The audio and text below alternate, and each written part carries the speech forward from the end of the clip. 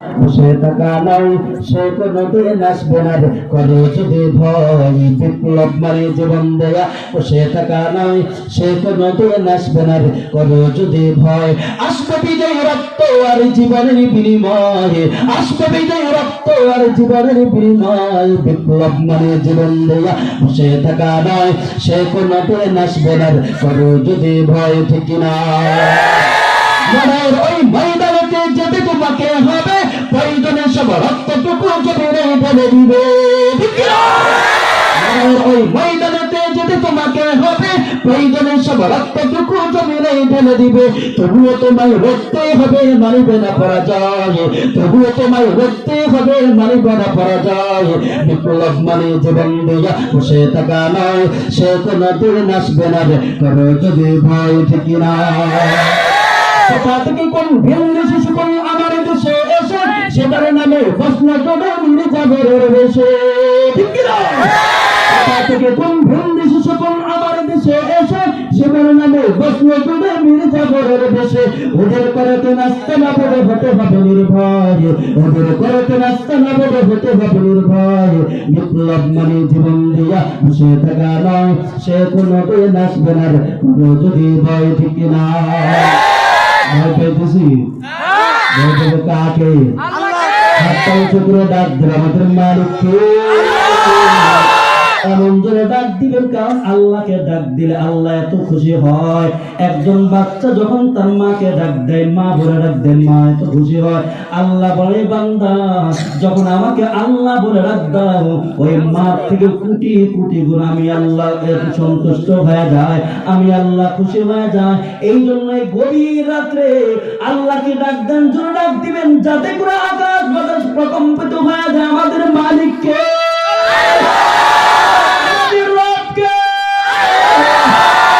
ভাই দুনিয়ার জমিনে কাউকে ভয় করে লাভ নাই।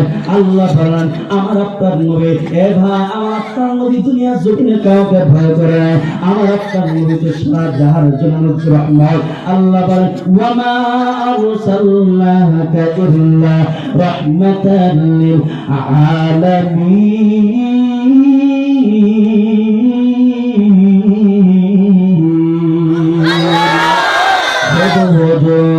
রহমাতাল লিল আলামিন, মসজিদে উশদা মারুয়ে জমিন। আমার আপনার নবী তো আখলাকে এত সুন্দর, এত সুন্দর। রহমাতুল লিল আলামিন চেহারা দেখাও, কাফের বেঈমানরা তারা মুসলমান হয়ে গেছে। আমার আপনার নবীর আখলাক এত সুন্দর। আমার আপনার নবীর আখলাক যেমন সুন্দর, তার চেহারাও তেমন সুন্দর। এ ভাই ওই যে ইউসুফ আলাইহিস সালাতু ওয়াস সালাম কে আল্লাহ তাআলা এত সুন্দর দান করেছেন, এত সুন্দর দান করেছেন। রাহমাতুল লিল আলামিন বলেন আল্লাহ তাআলা দুনিয়ার জমিনে সৌন্দর্যতা সৃষ্টি করে এটাকে দুই ভাগ করেছেন। এক ভাগ তাম দুনিয়ার সমস্ত মানুষকে দান করেছেন, আর এক ভাগ এককভাবে হযরত ইউসুফ আলাইহিস সালাতু ওয়াস সালামকে দান করেছেন। এই ইউসুফ আলাইহিস সালাতু ওয়াস সালামের চেহারা দেখা মিশরের নারীরা তারা আঙ্গুল কেটে ফেলছে, তারা হাত কেটে ফেলছে। যে মানুষ এত সুন্দর হতে পারে, সব নারীরা বলে ওয়া কুল্লা হাসা লিল্লাহি মা হাদা বাশারা ইন হাদা ইল্লা মালাকুন কারীম।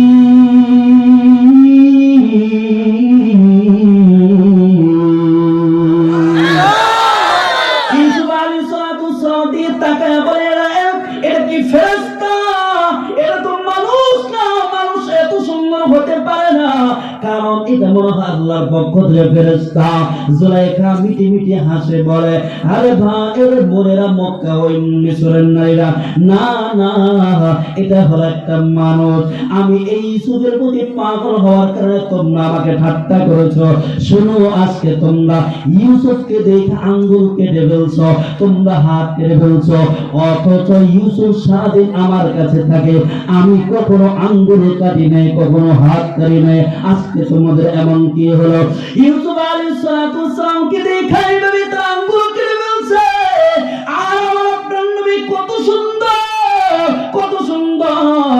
তাম দুনিয়ার ইউসুফ আলাইহিস সালাতু সালাম সহ तमाम দুনিয়ার সমস্ত মানুষকে আল্লাহ তাআলা যে সুন্দরতা দান করেছেন এককভাবে আল্লাহ তাআলা আমার আপনার নবীকে দান করেছেন। এই জন্য তো আমাদের আয়েশা সিদ্দিকা রাদিয়াল্লাহু তাআলা বলেন, ও যুলাইখা তোমরা ইউসুফকে দেখা তোমরা আঙ্গুল কেটে ফেলছো, আর যদি আমার মাসুক আমার প্রেমিককে যদি তোমরা দেখতা তোমাদের আঙ্গুল না তোমাদের কলিজা পর্যন্ত কেটে ফেলতা, এরপরে তোমরা তার বলতা না। আমার আপনার নবীকে আল্লাহ তাআলা এত সুন্দর দান করেছেন, নবীর চেহারা এত সুন্দর। হযরত জাবের রাদিয়াল্লাহু তাআলা আনহু একদিন রাতের বেলা এমন হয়েছে চাঁদের 14 তারিখের মধ্যরাত, চাঁদটার পূর্ণ আলো নিয়ে আকাশের বুকে উদ্ভাসিত। হযরত জাবের রাদিয়াল্লাহু তাআলা আনহু একদিন রাতের বেলা ওই রাত্রে আল্লাহর রাসূলের সাথে দেখা করতে যাবেন। হঠাৎ করে দেখেন সামনের দিক থেকে আমার আপনার নবী আসছে, আর এইদিকে চাঁদের আলো দেখা যায়। জাবের রাদিয়াল্লাহু তাআলা আনহু একবার চাঁদের আলোর দিকে তাকায়, আবার নবীর চেহারার দিকে তাকায়, একবার নবীর চেহারার দিকে তাকায়, আবার চাঁদের আলোর দিকে তাকায়। সাহাবী চিন্তা করেন চাঁদের আলো সুন্দর নাকি আমার নবীর চেহারা সুন্দর, নবীর চেহারা সুন্দর নাকি চাঁদের আলো সুন্দর। কিছুক্ষণ পরে চাঁদকে ডাক দিয়া বলে, ইঙ্গিত করে বলে, ও চাঁদ তোমার গায়ে কালো দাগ আছে কিন্তু আমার নবীর চেহারায় কোনো দাগ নাই। চাঁদ সে তদবীর দেনা ये कहाँ इंसाफ है, चाँद पर है थे मदनी का चेहरा साफ है, चाँद पर है थे मदनी का चेहरा साफ है। वो मेरा नबी मेरा नबी मेरा नबी है, वो मेरा नबी मेरा नबी मेरा नबी है। बोलना, वो मेरा नबी मेरा नबी मेरा नबी है, वो मेरा नबी मेरा नबी मेरा नबी है। वो जिसके लिए महफिल का नईन सजी है, फिरदौस बनी जिसके वसीले से बनी है। वो हाशिमी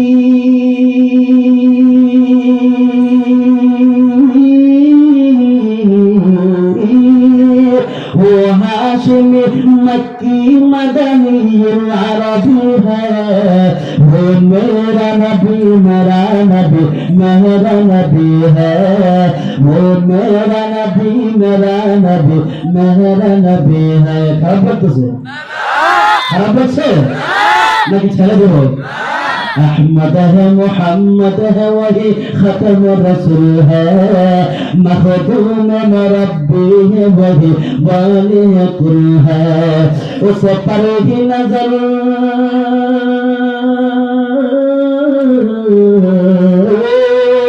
उस पर ही नजर सारे जमाने के लगी है। वो मेरा नबी मेरा नबी मेरा नबी है, वो मेरा नबी मेरा नबी मेरा नबी है। अल्लाह का फरमान अलम नशरह लक सदरक मंसूब जिस वरफअना लक जिक्रक। जिस जात का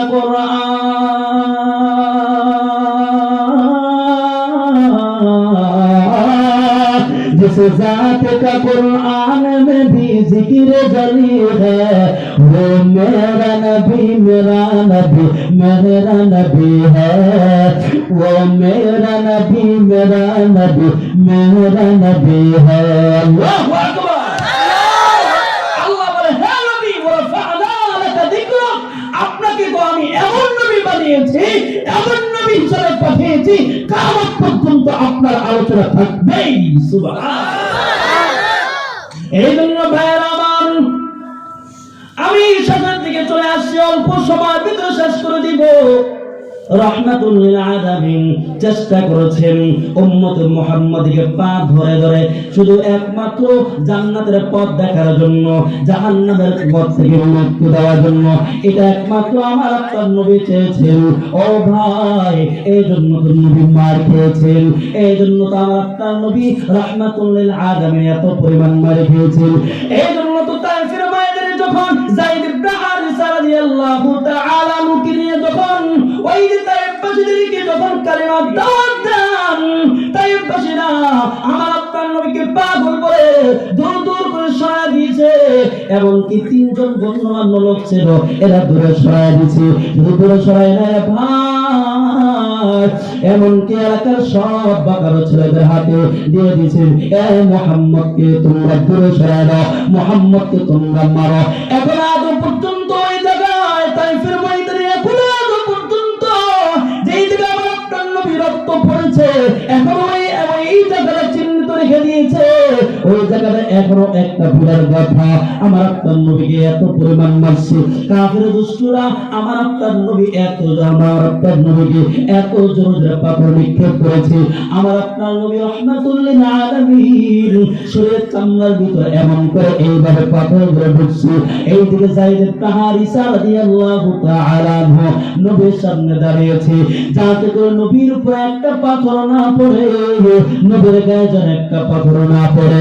হযরত যায়েদ ইবনে হারিসা রাদিয়াল্লাহু তাআলা ছোট্ট মানুষ, তার মাথা পর্যন্ত ফেটে গেছে। রাহমাতুল লিল আলামিন মাঝে মধ্যে বেহুশ হয়ে জমির পড়ে যেত।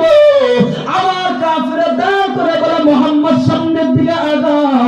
আমার আপনার নবী রাহমাতুল লিল আলামিন যখন সামনের দিকে আগায় আবার পাথর মারা শুরু করে। এইভাবে আমার আপনার নবী এত কয়েকবার ৩-৪ বার বেহুশ হয়ে গেছে। সর্বশেষ উতবা ইবনে রাবিয়া বাগানে গিয়ে বসছে। আল্লাহর নবী সাল্লাল্লাহু আলাইহি ওয়াসাল্লাম ওখানে বসার পর এবার সাহাবায়ে কেরামদের উদ্দেশ্যে একদিন বলে, ও সাহাবায়ে কেরাম শোনো, আমি তাইফ থেকে উতবা ইবনে রাবিয়ার বাগানে আসছি। কি বলে আসছি? আমি নবীর উপর হুঁশ ছিল না, আমি বেহুশ অবস্থায় ছিলাম, এত পরিমাণ আমার শরীরে রক্ত ঝরেছে। এই রাহমাতুল লিল আলামিন একমাত্র উম্মতের জন্য রক্ত দিয়েছেন রে ভাই। নবী যেমন ইসলামের জন্য রক্ত দিয়েছে, নবীর সাহাবায়ে কেরাম রক্ত দিয়েছে। এই জন্য তো সাহাবায়ে কেরাম উহুদের ময়দানে মার খেয়েছে, এই জন্য তো সাহাবায়ে কেরাম বদর যুদ্ধ করেছে, এই জন্য তো সাহাবায়ে কেরাম খন্দকের যুদ্ধ করেছে। এই জন্য তো ভাই এটা তো শুধু আমাদের সামনে একটা আদর্শ হিসেবে রেখে গেছে। আমরা যেন তাদেরকে আইডল মায়েরা, তাদের পথে যেন আমরা চলে। সাহাবায়ে কেরাম কেমন করে কষ্ট দিয়েছে, কেমন করে তারা কষ্ট করেছে, সাহাবায়ে কেরাম কেমন করে যুদ্ধ করেছে। উহুদের ময়দানে এমন হয়েছে, যখন উহুদের যুদ্ধ যখন শেষ, উহুদের যুদ্ধ যখন একটা ভুলের কারণে মুসলমানরা পরাজয় লাভ করেছে, মুসলমানরা কোন একটা ভুলের কারণে তারা বিজয় লাভ করতে পারে না। উহুদের যুদ্ধ যখন শেষ, আল্লাহর নবী সাল্লাল্লাহু আলাইহি ওয়াসাল্লাম সাহাবায়ে কেরামদেরকে বলে, ও সাহাবায়ে কেরাম শুনো, এই সাহাবায়ে কেরাম উহুদের ময়দানে কয়টা লাশ, কয়টা সাহাবায়ে কেরাম শহীদ হয়েছে, সব লাশ একসাথে করো। সাহাবায়ে কেরাম রাদিয়াল্লাহু তাআলা আনহুম তারা সব শহীদের লাশগুলো একসাথে করেছে, কারা কাতার বন্দী করে রাখছে। আল্লাহর নবী গুণে করে দেখলেন ৬৮টা লাশ। রাহমাতুল লিল আলামিন বলে, ও সাহাবায়ে কেরাম শুনো, আমি তো গতকালকে রাতে স্বপ্ন দেখেছি, আমি আল্লাহর রাস্তায় ৭০টা উট কুরবানি করেছি। এর দ্বারা উদ্দেশ্য হলো উহুদের ময়দানে আমার ৭০ জন সাহাবায়ে কেরাম তারা শহীদ হবে। ও সাহাবায়ে কেরাম দেখো ২ জন সাহাবের লাশ কোথায়? কারণ নবী যা স্বপ্ন দেখে এটাই সত্য, এটা আল্লাহর পক্ষ থেকে ওহী, এটাই হক। এবার সাহাবায়ে কেরামদেরকে ডাক দেয়া বলে, সাহাবায়ে কেরাম আমার ২ জন সাহাবের লাশ কোথায়? সাহাবায়ে কেরাম পুরা ময়দানে তন্ন তন্ন করে খুঁজে দুইজন সাহাবীর লাশ তারা খুঁজে পায় না। তারা পুরা ময়দানে তন্ন তন্ন করে খোঁজা শেষ। কিন্তু সাহাবায়ে কেরাম ওহুদের এক প্রান্ত গিয়ে দেখে একজন সাহাবীর লাশ অঙ্গ বিকৃত অবস্থায়, পুরা শরীর থেকে টুকরা টুকরা করে রাখছে। কোন কুলাঙ্গার এইবারে কলিজা বের করে কলিজাটাকে চিবায় রাখছে, এমনকি চোখগুলা খুলে আলাদা করে রাখছে, হাত কেটে কেটে টুকরা টুকরা করে রাখছে, পা কেটে কেটে টুকরা টুকরা করে রাখছে। সাহাবায়ে কেরাম রাদিয়াল্লাহু তাআলা আনহুম তারা দেখো তারা চেহারা তারা চিল্লায় শুধু কান্না করছে আর নবীর কাছে দৌড়ায় চলে আসছে। নবী আমার কোন সাহাবীর লাশ ওখানে টুকরা টুকরা করে রাখছে, কোন কুলাঙ্গার জানি কলিজাটা বের করে চিবায় রাখছে। রাহমাতুল লিল আলামিন ওখানে গিয়ে দোয়া চলে গেছেন।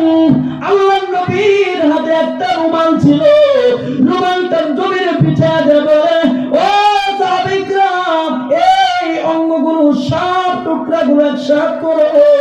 ওই সাহাবীর সব অঙ্গের টুকরাগুলো এবার রুমালের উপর একসাথে করেছে।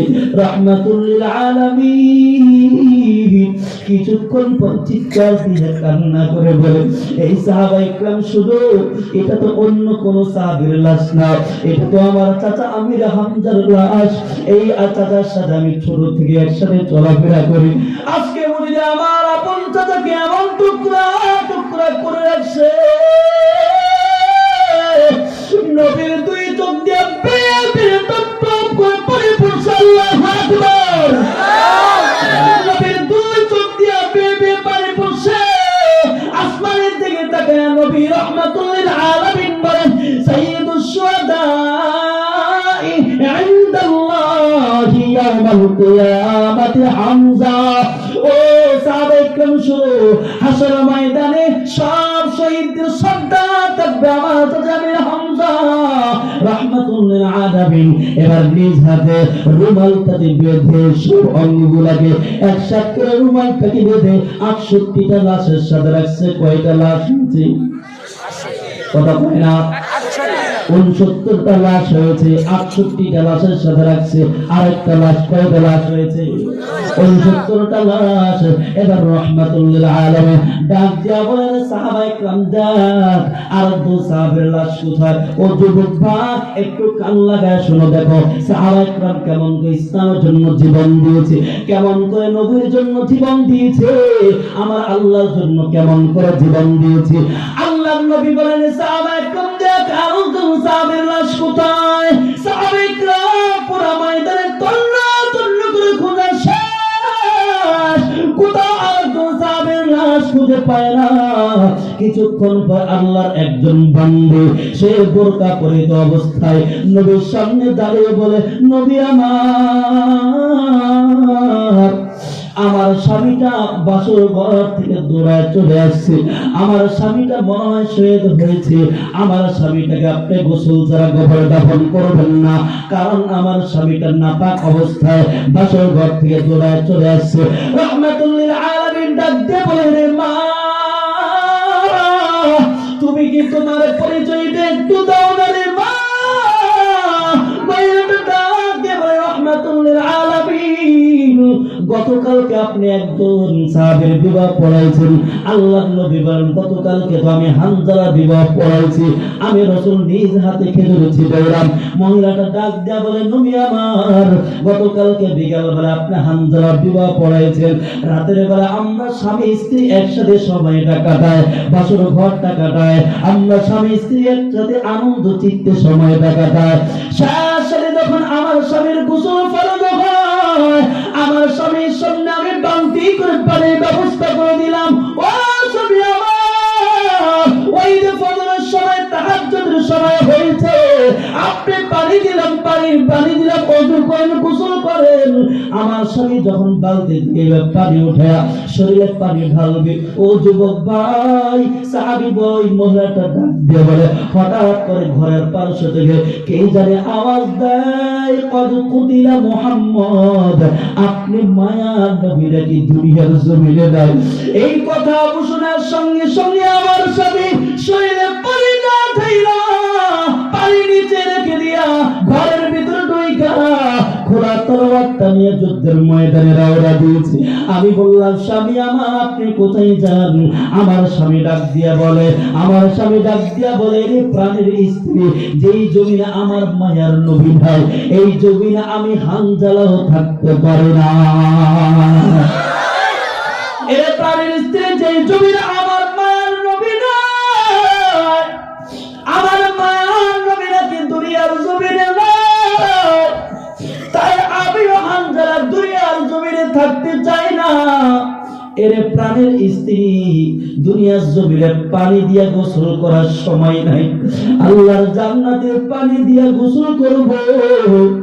এর প্রাণের স্ত্রী, দুনিয়ার জমিনে তোমার সাথে আর মনে হয় দেখা হবে না, এই জীবনে তোমার সাথে একবার দেখা হয়েছে, আর দেখা হবে না, আল্লাহর জান্নাতে গিয়ে দেখা হবে।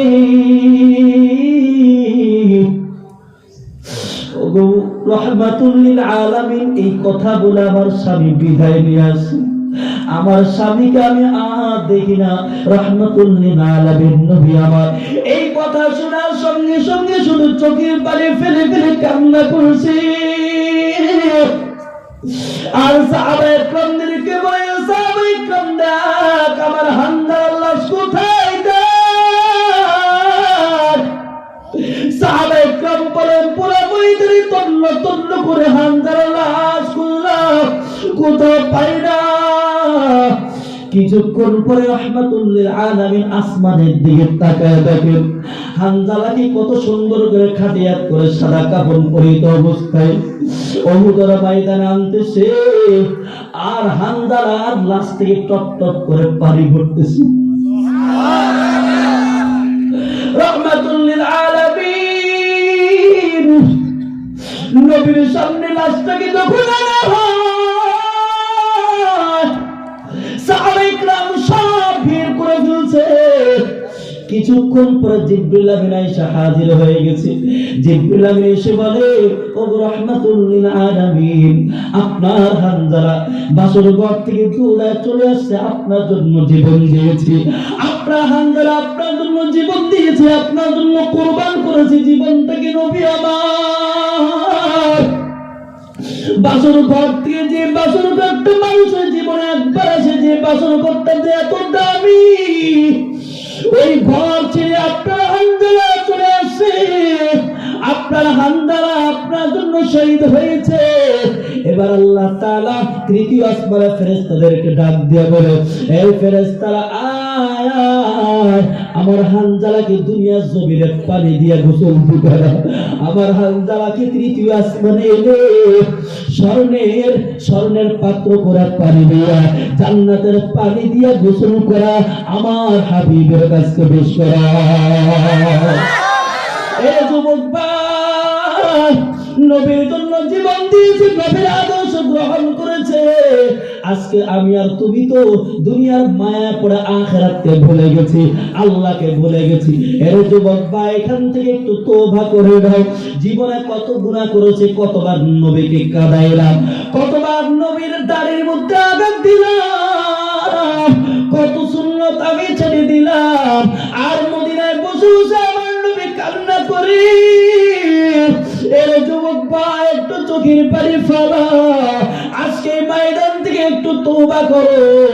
আজকে আল্লাহ তাআলা এখানে তওবাকে কবুল করে নেব। এর যুবক ভাই, আল্লাহর কাছে তওবাটা তো এত দামি, আল্লাহর কাছে তওবা এত দামি। ওই যে মুসলিম শরীফের ভিতরে আছে, এক জিনাকারী মহিলা নবীর দরবারে দৌড়ায় চলে আসছে। আল্লাহর নবীর কাছে এসে বলে, নবী আমার, আমি তো জিনা করে ফেলছি, অপরাধ করে ফেলছি, তখিরনি ইয়া রাসূলুল্লাহ, তাড়াতাড়ি আমাকে একটু পবিত্র করে দিন। এই জিনার পাপে কবরে গিয়ে জাহান্নামের আগুন আমাকে গ্রাস করবে। এইভাবে নবীর দরবারে বারবার এসে বলে, নবীর তার কথা আমলে দিতে চাইলেন না, কারণ নবী যদি তার কথা আমলে নেন, অবশ্যই জিনার শাস্তি মৃত্যুদণ্ড, পাথরের আঘাতে মৃত্যুদণ্ড কার্যকর হবে। বারবার তারপর নবীর কাছে এসে বলে, একবার ডান দিকে এসে বলে, আমাকে একটু পবিত্র করে দিন, আমি অপরাধ করে বলছি। আবার বাম পাশে এসে বলে, তাখিরনি ইয়া রাসূলুল্লাহ, আমি গুনাহ করে বলছি, আমাকে একটু পবিত্র করে দিন। এই গুনাহ নিয়ে যদি কবরে যায়, জাহান্নামের আগুন আমাকে গ্রাস করবে। নবী আমার ওই জাহান্নামের আগুন আমি সহ্য করতে পারবো না। সর্বশেষ নবী তার কথা আমলে নিলেন। আল্লাহর নবী বলেন, এর মা যাও, আগে তোমার বাচ্চারা যখন দুনিয়ার জমিনে আসবে তখন তোমার বিচার হবে। মহিলা এবার বাড়ির দিকে চলে গেছে। বাচ্চারা যখন দুনিয়ার জমিনে আসছে, এবার একটা সুন্দর বাচ্চাকে নিয়ে আল্লাহর নবীর দরবারে হাজির হয়ে গেছে। ও নবী আমার বাচ্চারা দুনিয়ার জমিনে আসছে, এবার আমাকে একটু পাথরে আঘাত দিয়ে আমাকে পবিত্র করে দিন। আমি এই গুনাহ নিয়ে কবরে যেতে পারি না, কারণ ওই কবরের আযাব বড় ভয়ঙ্কর। আমাকে একটু পবিত্র করে দিন।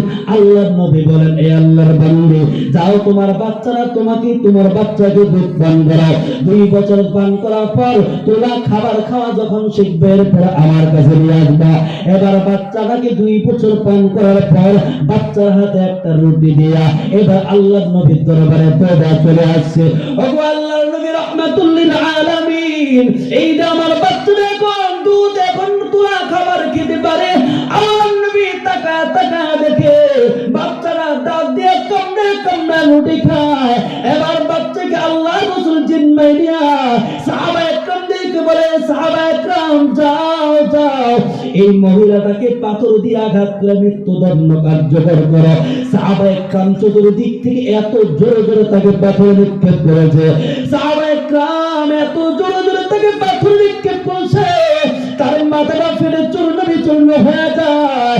এমনকি তার দেখেন তার ঈমান কেমন পাওয়ার, একদিক থেকে তার শরীর থেকে রক্ত পড়ছে, আরেক দিক থেকে তার জবান থেকে শুধু লা ইলাহা ইল্লাল্লাহ পড়ছে।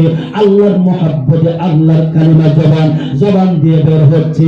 এক সাহাবীতে এমন হয়েছে, পাথর নিক্ষেপ করার সময় ওই মহিলার শরীর থেকে এক ফোঁটা রক্ত ওই সাহাবীর গায়ে লেগে যায়। সাহাবায়ে কেরাম ওই সাহাবী তাচ্ছিল্যের সাথে বলে, একজন নাপাক মহিলার রক্ত আমার গায়ে পড়ছে। আল্লাহর নবী ডাক দেয়া বলে, রে সাহাবী সাবধান, এই মহিলাকে নাপাক বলে না, সাবধান না। এই মহিলাটা গুনাহ থেকে এমন ভাবে ফিরে এসে আল্লাহর কাছে এমন ভাবে তওবা করেছে রে সাহাবী, তার তওবা যদি পুরো এলাকায় যদি বন্টন করে দেওয়া হয় তাহলে পুরো এলাকাবাসী জান্নাতে যাওয়ার জন্য যথেষ্ট হয়ে যাবে। এই জন্য যুবক ভাই, ওয়াল ইনাবাতু ইলা দারিল খুরুজ, জান্নাতে যাওয়ার জন্য তুমি বেকার হয়ে যাও, আল্লাহর কাছে এই মাহফিলে তওবা করো। আল্লাহ, আমি গুনাহ করে ফেলেছি, আজকে আমার গুনার কারণে আমার চোখটা নাপাক হয়ে গেছে, আমার জবানের গুনার কারণে আমার জবানটা নাপাক হয়ে গেছে, আমার দিলের গুনার কারণে আমার দিলটা নাপাক হয়ে গেছে। এই গুনাহ নিয়ে যদি কবরে যাও, মাটির 2 দিক থেকে এমন জোরে চাপ দিবে, আমার এক পাজর হাত দিয়ে আর এক পাজরে ঢুকে যাবে। আর ফেরেশতারা এমন ভাবে আমাকে মারতে থাকবে যে ফেরেশতাদের কোনো মায়া নাই, দয়া নাই। এই জন্য যুবক ভাই, আজকে মাহফিল থেকে ওয়াদা করো, আর নামাজ ছাড়বো না, মা বাবাকে কষ্ট দেব না, আল্লাহকে অসন্তুষ্ট করব না, উলামায়ে কেরামদের বিরুদ্ধে কথা বলবো না, উলামায়ে কেরামদের মাদ্রাসার খেদমত করব।